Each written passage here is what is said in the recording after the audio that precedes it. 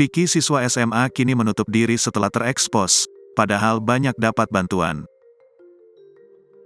Gelagat Vicky, siswa SMA asal Ciputat yang viral setelah jalan kaki 16 km ke sekolahnya kini lain dari kemarin. Banyak diekspos hingga jadi sorotan selama beberapa hari, Vicky dan keluarganya kini memilih menutup diri. Bahkan saat ditemui awak media, Vicky enggan menemuinya.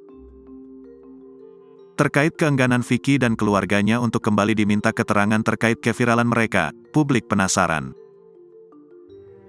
Seperti diketahui, sosok Vicky viral setelah terekam kamera nyaris pingsan saat jalan kaki pulang sekolah. Bukan tanpa alasan, Vicky lemas karena telah berjalan kaki sebanyak 16 km. Hal tersebut dilakoni Vicky selama 2 tahun lamanya.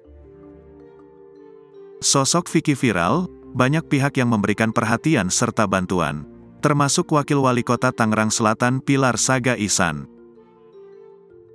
Nyaris 1 minggu viral di lini masa, Vicky nyatanya menyadari ketidaknyamanan.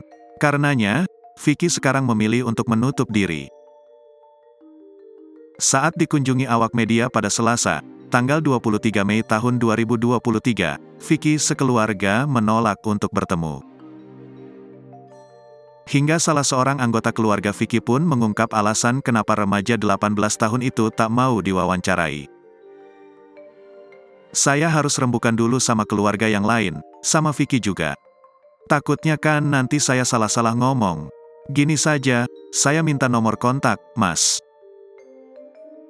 Nanti kalau sudah rembukan saya hubungi lagi gimana, imbuh keluarga Vicky. Pasca viral, Vicky mengaku kondisi tubuhnya kurang fit dan merasakan sakit.